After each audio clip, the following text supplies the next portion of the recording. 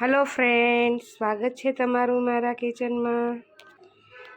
आज આપણે બનાવીશું એકદમ જૂની કાઠિયાવાડી રેસીપી। શિયાળાની ઠંડીમાં સાંજના ડિનરમાં કે પછી સવારના નાસ્તામાં ગરમા ગરમ મજા આવે તેવો વઘારેલો રોટલો। રોટલો લગભગ ગુજરાતીઓના બધાના જ ઘરમાં બને છે, અલગ અલગ રીતે। આજે હું તમારી સાથે મારી રેસીપી શેર કરીશ। રેસીપી ચાલુ કરતાં પહેલાં જો ચેનલ સબસ્ક્રાઈબ ન કરી હોય તો સબસ્ક્રાઈબ કરી લેજો। ત્યાં આપેલી બેલ આઇકનની ઘંટી જરૂરથી દબાવજો, જેથી તમને મારી આવી નવી રેસીપીના નોટિફિકેશન મળતા રહે।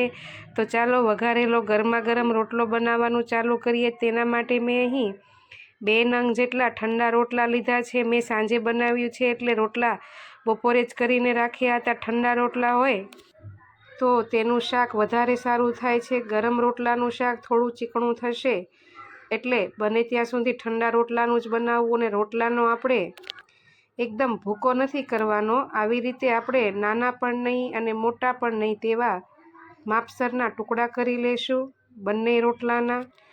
ભૂકો કરવાથી તમારું શાક ચીકણું થશે, એટલે બને ત્યાં સુધી આવી રીતે જ રોટલાનો કટકા કરવાના। તમે રોટલો જુવારનો, બાજરીનો કે મકાઈનો જેનો ખાતા હોય કે મિક્સ ખાતા હોય, ગમે તે રોટલા હોય તો પણ ચાલે।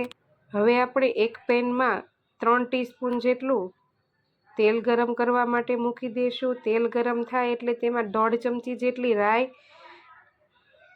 અને 1 ચમચી જેટલું જીરું એડ કરી બંનેને બરાબર તતડી જવા દેશું। રાઈ ફૂટી જાય અને જીરું તતડી જાય તો જ બધો વઘાર બરાબર બેસે। વઘારેલા રોટલામાં વઘાર જ મેઇન હોય છે, એટલે વઘાર બરાબર કરવો।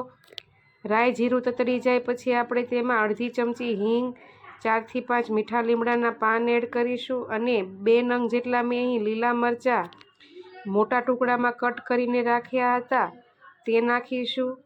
લીલા મરચાંનો સ્વાદ વઘારમાં સરસ આવે છે, એટલે બને ત્યાં સુધી લીલા મરચાંના ટુકડા નાખવા।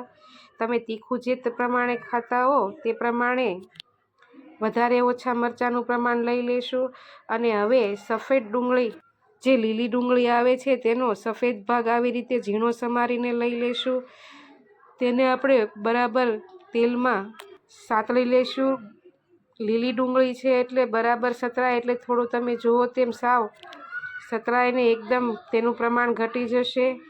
હલકો ગુલાબી કલર થઈ જાય એટલે હવે તેમાં આપણે 1 નંગ જેટલું ઝીણું સમારેલું ટમેટું એડ કરીશું અને તેને પણ બરાબર ગ્રેવી જેવું થવા દઈશું। લીલી ડુંગળીનો સફેદ ભાગ ચડતા વાર લાગે છે, એટલે આપણે તેને પહેલાં એડ કરીશું અને ટમેટાને બંનેને એકદમ ગ્રેવી જેવું મિશ્રણ તૈયાર થઈ જાય ત્યાં સુધી લગભગ 3 થી 4 મિનિટ સુધી લો ગેસની ફ્લેમ ઉપર સાતળી લેશું। બંને મિશ્રણ જેવું થઈ જાય એટલે હવે તેમાં આપણે લીલી ડુંગળીના જે પાછળનો લીલો ભાગ હોય છે તેને રાઉન્ડ શેપમાં આવી રીતે કટ કરીને રાખેલો છે તે એડ કરીશું અને 1/2 કપ જેટલું લીલું લસણ એડ કરીશું। અત્યારે લીલી ડુંગળી અને લસણ આસાનીથી મળી રહે છે, એટલે તમે નાખી શકો। જો ન હોય તો તમે સૂકા લસણ કે પછી સૂકા ડુંગળીના ભાગને પણ લઈ શકો, તો પણ વઘારેલો રોટલો તમારો સરસ જ બનશે। હવે આ બધું બરાબર તમે જુઓ તેમ લીલા પાન ફટાફટ લગભગ 1 થી 1.5 મિનિટમાં સતળાઈને એકદમ ગ્રેવીમાં મિક્સ થઈ ગયા છે।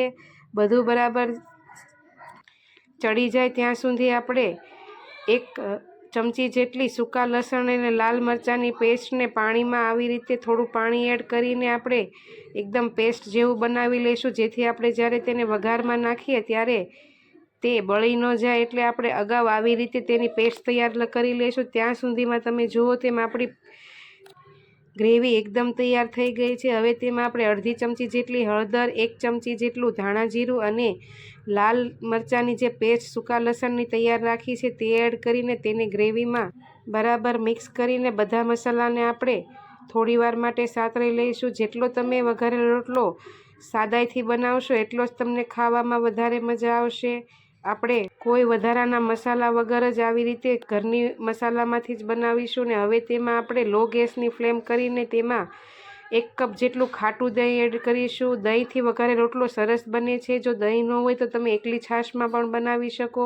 દહીંને બરાબર ગ્રેવીમાં મિક્સ કરીને મેં અંદાજે અહીં 1.5 કપ જેટલી છાશ એડ કરીશું. જો તમે ખાટું ન ખાતા હો તો તેની સામે તમે એટલું પાણી એડ કરી શકો તો પણ ચાલે. હવે મેં અહીં 1.5 કપ જેટલી છાશ એડ કરી છે અને મીડિયમ ટુ લો ગેસની ફ્લેમ ઉપર હવે આ મિશ્રણને આપણે એકદમ ઉકળવા માટે મૂકી દઈશું. ગેસની ફ્લેમ વધારવી નહીં. હવે છેલ્લે આપણે તેમાં સ્વાદ પ્રમાણે મીઠું એડ કરીશું. મેં અહીં 1 ચમચી જેટલું મીઠું એડ કર્યું છે. મીઠું છેલ્લે જ નાખવાનું. રોટલામાં આપણે થોડું મીઠું નાખ્યું હોય એટલે તે પ્રમાણે સ્વાદ પ્રમાણે નાખીશું. અને હવે ગ્રેવી ઉકળવા માંડે, એમાં 1 બોઇલ આવી જાય એટલે હવે જે આપણે રોટલાના ઝીણા ટુકડામાં કટ કરીને રાખ્યો હતો તે તેમાં એડ કરી દઈશું અને ચમચાથી આવી રીતે બરાબર ગ્રેવીમાં મિક્સ કરી દઈશું ને લગભગ 5 થી 7 મિનિટ સુધી મીડિયમ ટુ લો ગેસની ફ્લેમ ઉપર રોટલાને ચડવા માટે મૂકી દઈશું. રોટલામાં જેમ છાશ ઓબ્ઝર્વ થશે તેવી રીતે રોટલો તમારો નરમ બનતો જશે. એટલે લો ગેસની ફ્લેમ ઉપર આવી રીતે રોટલાને નરમ થવા દેવાનો છે. તમને જેટલું ઘાટું ગ્રેવી ગમતું હોય તે પ્રમાણે તમે ગ્રેવી ચડવા દો તો ચાલે. તમે જુઓ તેમ જેમ મિશ્રણ ઉકળશે તેમ રોટલાનું મિશ્રણ ઘટ થશે. જો તમને ઘાટું ગમતું હોય તો રોટલો ઠરશે એટલે થોડું તે ઠંડુ પડીને જામી જશે. એટલે થોડુંક એવું ઢીલું રાખવું, એકદમ કઠણ ન કરવું.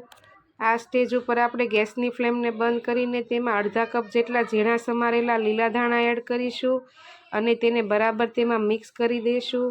તમે જુઓ તેમ તૈયાર છે. જોઈને જ ખાવાનું મન થઈ જાય તેવો ગરમા ગરમ કાઠિયાવાડી વઘારેલો રોટલો, જે કાઠિયાવાડી ઢાબા કરતાં પણ ખાવામાં ખૂબ જ મજા આવે તેવો બનશે, મસાલા વગરનો.